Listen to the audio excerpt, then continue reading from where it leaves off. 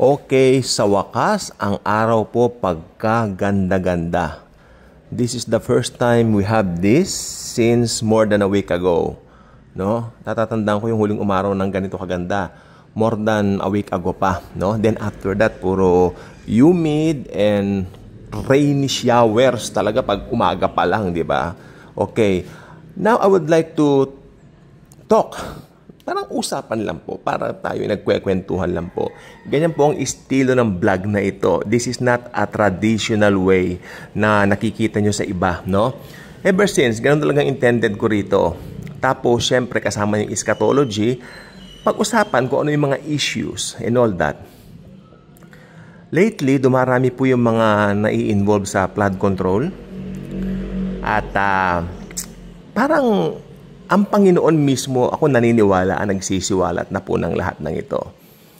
The Lord Himself want us to focus on His love and His grace amidst this turmoil sa ating country. Kasi ako po, naniniwala po ako na ang tanging lunas sa corruption ay ang Panginoong Hesukristo. Pag naghari po siya sa buong mundo, that's the perfect na paghahari ng kahit na sino man. Cannot be compared sa kahit sino mang leader na naging, o should I say, naging leader sa iba't ibang lugar sa mundong ito, o sa iba't ibang bansa kakusana. Only Jesus. Kaya nga po, ang Panginoong Hesukristo kumakatok sa puso ng lahat. No? Kumakatok sa puso ng lahat, sabi niya, "Behold, I am knocking at the door. And anyone who opens it, I will come in and we will sup together." Ibig sabihin, sabay kaming magla-lunch, sabay kaming kakain. Ibig sabihin, gusto ng Panginoong Jesus, sabayan kanya sa lahat ng ginagawa mo. I-involve mo siya sa mga lakad mo. May mga business ka ba? May mga balak ka bang gawin? I-involve mo siya. At mostly, yung mga nasa politics, nakakalimutan nilang i-involve ang Lord. Kaya siguro, kabi-kabila ang mga katiwalian, ang mga kung ano-ano. But we're not here to condemn them. Actually, they need us. They need the Christians to shine on them. It's so sad na talagang, alam ninyo, ako naniniwala po ako, ito 100% I will tell you, ang isang taong pinanganak na unbeliever tapos marangya naman ang pamumuhay, lalong yumayaman, ito po yung mga taong talagang hindi na po nagiging interesado sa Diyos. Sapagkat, alam ko ang sinasabi ko, may mga kilala po ko. Personal friend po namin sila. Family friend, actually. And whenever I try to say the word Jesus or the name of Jesus, parang passive lang sa kanila. Okay, then wala na. Kaya, kung ikaw ay Kristiyano, meron tayong, I'm not saying obligasyon. Hindi naman po obligation yon. The Lord doesn't leave us any obligation. Kaya pag ikaw ay Kristiyano, tayo po ay asin at ilaw. Automatic, merong liwanag sa atin na magniningning sa gitna ng napakadilim na mundo. Amen? Yan, lumiwanag po ang araw, pero kung tutuusin ang buong mundo, madilim pa rin po. Habang wala si Kristo sa mundo, madilim ang mundo. Sapagkat sabi ng Bible, maliwanag po, ang buong mundo ngayon o ang sistema ng mundo, I'm talking about the system of the world, ang demonyo talaga ang naghahari dyan. Yung sistema ng daigdig, yung paraan, yung mga pangit na nangyayari, that's the devil behind all of that. It's not from the Lord. Hello? The Lord will never permit that to happen to anyone.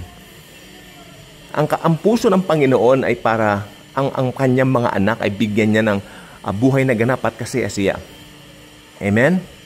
Kaya yung mga taong wala sa Panginoon, ito po napansin ko rin po, yung mga taong wala sa Panginoong Jesus, hinahanap nila ang kanilang kaligayahan sa entertainment, no?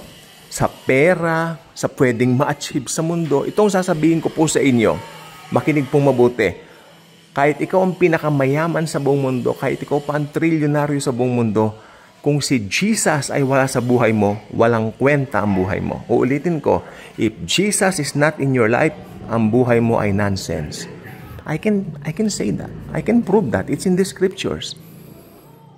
Si Pablo na umupo sa paanan ni Gamaliel, alam niyo, Nung panahon po ni Paul, ang pinakamahusay magturo o sabihin na natin parang equivalent ng isang university na talagang dekalidad sa atin pong kapanahonan ngayon, yan ay ang School of Gamaliel. Diyan nag-aral si Pablo. Pero anong sabi ni Pablo nung nakilala niya si Kristo, si Jesus? Sabi niya, lahat ay itinuturing kong walang kabuluhan. Makamtan ko lamang si Kristo Jesus na aking Panginoon. Diba? Ibig sabihin, gusto ko pa siyang makilala. To know Him more. Walang kabuluhan lahat. Ang pinaka-importante sa akin, na may sinulat niya sa Acts 20:24 na, ang pinaka-importante sa akin ay ang maipahayag ko ang biyaya ng Panginoong Jesus. So, merong great shift na nangyayari. May great shifting na nangyayari. From being makamundo, upon encountering Jesus, magiging makadiyos ka. It's too impossible na hindi ka maging makadiyos pag na-encounter mo ang Diyos anak na si Jesus. It's too important sapagkat alam mo dapat kung ano yung priority mo ngayong Kristiyano ka na. Simple lang naman, maging conscious ka na kasama mo si Jesus, at pag conscious ka na kasama mo si Jesus, magiging napakadali sa iyo ang mag-evangelize. Walang effort. Huwag kayo maniniwala dun sa mga nagsasabi na kailangan, ganito, puro kailangan, puro gano'n. No, ang buhay Kristiyano is a life of delight. You are delighted to serve Jesus more and more because ramdam mo yung pag-ibig niya sa iyo. Hindi ka pinipilit, hindi ka kailangan pilitin sapagkat yung Holy Spirit, yan po naglilid sa iyo. Pag Kristiyano ka, ito pang sabi nila, kung Kristiyano ka ba, gagawa ka na ng kasalanan? No, itong sasabihin ko, the blood of Jesus has the power to say no to sin. Yes, nagkakamali po tayo, wala pong perfect sa atin, pero ang isang totoong Kristiyano, hindi nagpapatuloy sa pagkakasala. I believe in that. Paano yung sasabihin nilang iba kasi ganito?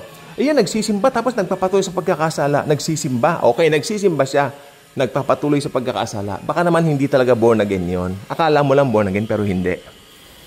Marami akong kilala rin ganyan. Walang nakikitang pagbabago o walang bunga. Pero kasi as a Christian, sabihin ko rin po sa inyo, it's not about the bunga. Kasi pag yung bunga nga hanapin mo, minsan, magiging religion ka rin eh. Di ba? Kaya may vlog ako regarding that. In-explain ko. Pero isa lang po ang sasabihin ko, I would rather focus on this one. Focus as in talagang focus ako dito.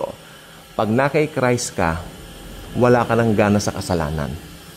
Nandun yung pag nakagawa ka ng kasalanan, magigilty ka.